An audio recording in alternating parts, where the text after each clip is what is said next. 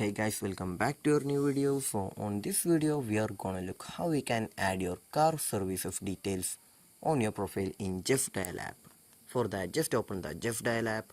So after opening the app, here we just need to go to the profile option on the top left corner. Just tap on the top left corner, and then we need to tap on the icon picture on the top left corner. Just tap on once again, and then go to the edit profile option.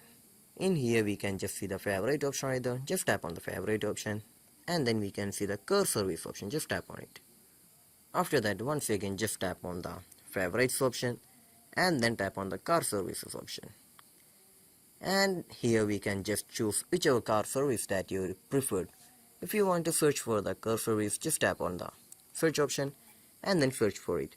So this is where we're gonna add your preferred car services details on your profile in Justdial app. So I hope this video was useful for you. So just do like, share, subscribe to our channel. Thank you.